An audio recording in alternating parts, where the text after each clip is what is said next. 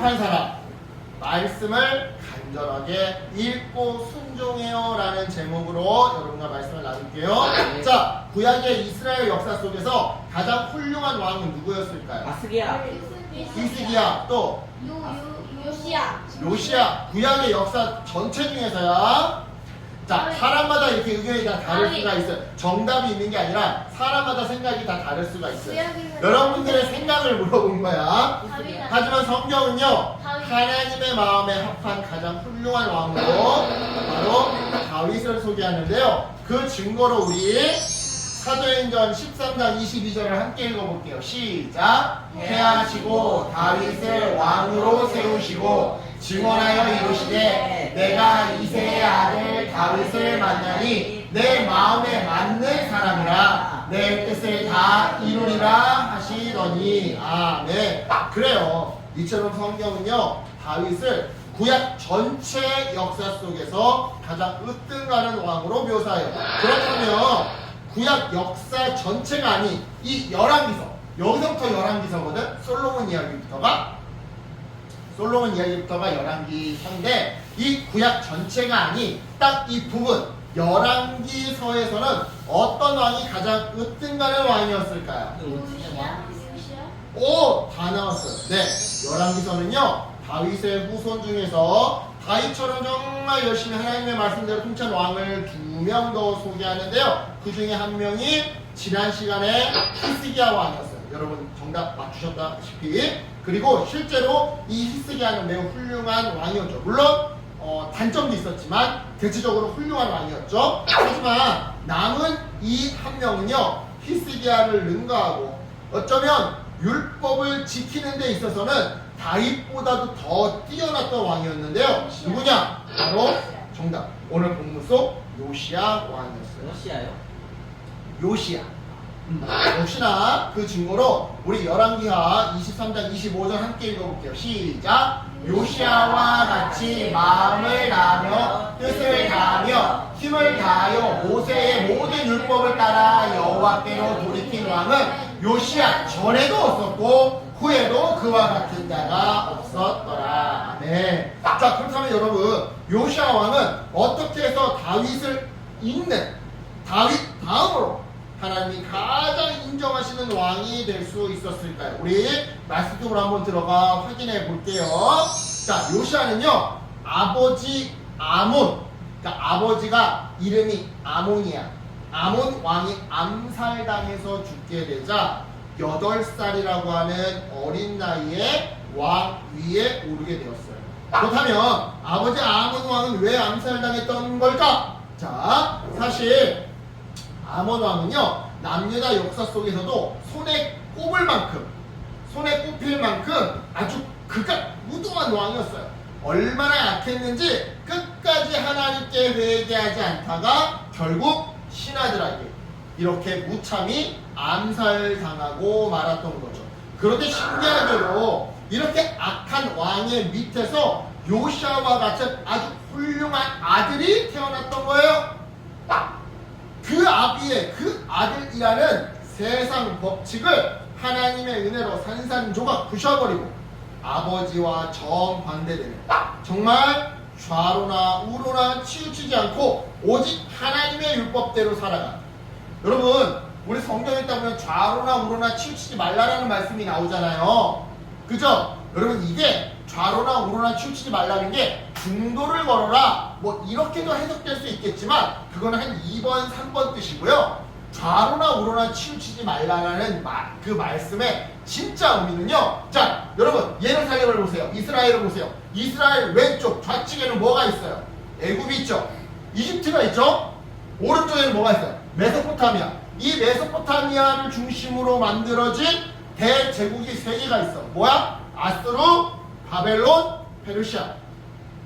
그러니까 이집트 문명, 메소포타미아 문명인 거지. 하나님이 여호수아에게 너를 좌로나 우로나 치우치지 말라라는 말씀을 주셨던 이유는 너의 왼쪽에는 이집트 문명이, 너의 오른쪽에는 메소포타미아 문명이 있는데 걔네 잘 먹고 잘 살아. 힘도 셀 거야. 왜냐면 강을 끼고 있고 비옥한 토지를 가지고 있으니까 군사력도 강할 거야. 그렇다고 걔네들한테 한눈 팔지 말아라. 걔네들을 의지하지 말아라. 걔네들을 닮아가지 말아라. 이런 의미예요. 그러니까 좌로나 우로나 치우치지 말라라는 말씀의 진짜 의미는 뭐예요? 세상 한눈 팔며 세상 닮아가지 말라는 말이에요. 여하튼 요시야 왕은 아버지를 닮지 않고 정말 좌로나 우로나 치우치지 않고 오직 하나님의 율법대로 살아간 위대하고 훌륭한 왕이었던 거죠. 그렇다면 여러분, 아버지가 이렇게 악한 왕이었음에도 불구하고 어떻게 아들인 요시야 왕은 훌륭한 왕이 될 수 있었던 걸까요? 자, 결론부터 말하자면요, 율법책이 기록된 대로 살려고 노력했기 때문이에요. 하나님은 그분의 말씀대로 살아가는 자들에게 세상 법칙이 적용되지 않는 특별한 복을 내려주시거든요. 보세요. 요시야가 왕이 된 지 18년이 되던 해, 그러니까 한 26살 정도 되던 해에 요시야는요, 성전 보수 공사를 지시했더랬어요.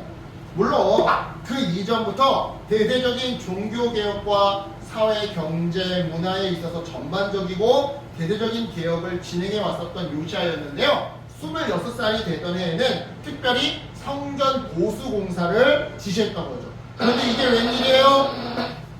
공사 중에 율법책을 발견한 건 아니겠어요? 성전에서.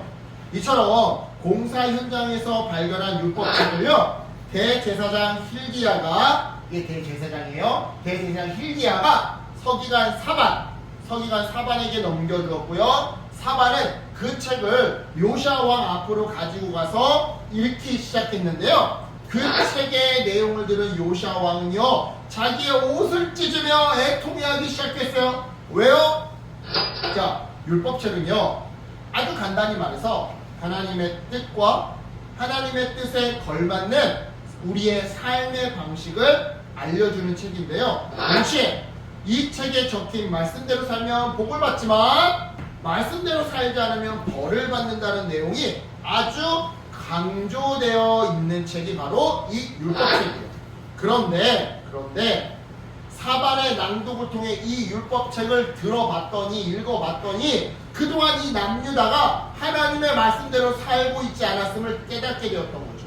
물론 요시야 왕이 아까 봤던 것처럼 요시야가 왕이 된 이후로 그동안 나름대로 국가 차원의 대대적인 개혁들이 진행되어 왔었더랬어요. 그래서 그 덕에 실제로 나라가 아주 많이 이 말씀대로 잘 운영되고 있었죠. 하지만 오늘 발견한 이 율법책을 읽어봤더니 글쎄 아직도 말씀에 불순종하고 있는 부분이 너무나도 많았던 거예요. 갈 길이 멀었던 거예요.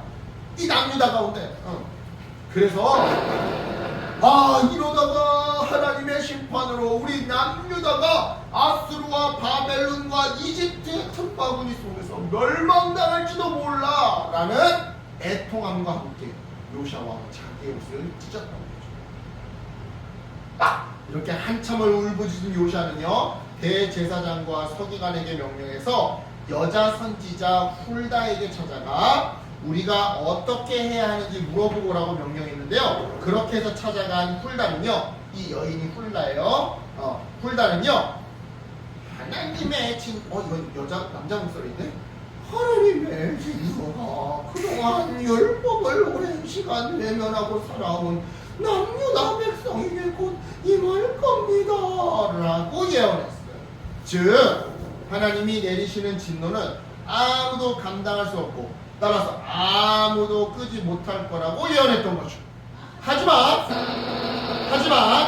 한 가지 독특한 점이 있었어요. 그게 뭐냐? 비록 나라는 조만간 멸망한다 하더라도 이전 왕들과 다르게 말씀대로 살고자 노력했던 요시야 왕을 봐서라도 하나님은 요시야 왕이 통치하는 기간 동안에는 남유다를 멸망시키지 않을 거라고 여선지자 훌다를 통해서 예언해 주셨던 건데요. 이처럼 하나님은요, 자기를 믿고 신뢰하는 자를 결코 내버려 두시지 않으셔요. 즉 우리의 행동과 말은 물론이거니와 우리의 마음과 우리의 생각까지 다 꿰뚫어 보시사 진심으로 하나님 그분을 사랑하고 섬기는 자들에게는 은혜를 베풀어 주시더라 이 말이죠. 그래요 여러분, 이처럼 하나님의 말씀은요, 옷을 찢게 하고 울부짖게 할 정도로 실로 우리를 새롭게 하는 힘을 가지고 있어요. 왜요? 하나님이 이 말씀을 통해 우리가 하나님의 뜻대로 살 수 있도록 능력을 부어주시기 때문이죠. 실제로 하나님은요, 지금도 이 성경 말씀을 통해 역사하시고 은혜를 베풀어 주셔요. 그리고 그 말씀은요, 모두 예수 그리스도께 초점이 맞춰져 있죠. 따라서 여러분, 이번 한 주도 예수 그리스도의 말씀에 귀를 기울여야 해요. 구약과 신약 성경을 통해 예수님을 바라보고 그분의 말씀을 이해하고 순종해야 하죠. 왜냐? 그리스도 예수님의 말씀을 들을 때 성령님께서 우리를 다윗과 요시아처럼 하나님의 마음에 합한 자로 살아가도록 더욱 분명하게, 더욱 강력하게 역사하시거든요. 그러니까 여러분, 이번 한 주도 말씀으로 충만한 우리 어린이들이었으면 좋겠어요. 그저 달란트 받기 위해서 큐티하는 어린이들이 아니라 정말 요시아처럼 하나님의 말씀대로 살고 싶어서 말씀을 읽고 그러다가 회개할 것이 생각난다면 눈물로 간절히 기도하면서 그렇게 하나님 마음에 합한 사람이 되었으면 좋겠어요. 그래서 오늘 본문 요시아처럼 하나님께 축복받고 그 받은 축복으로 귀하게 하나님의 보호도 받고 하나님의 쓰임도 받는 저와 여러분 되시길 예수님의 이름으로 간절히 축복합니다. 아멘. 기도할게요. 하나님 감사합니다.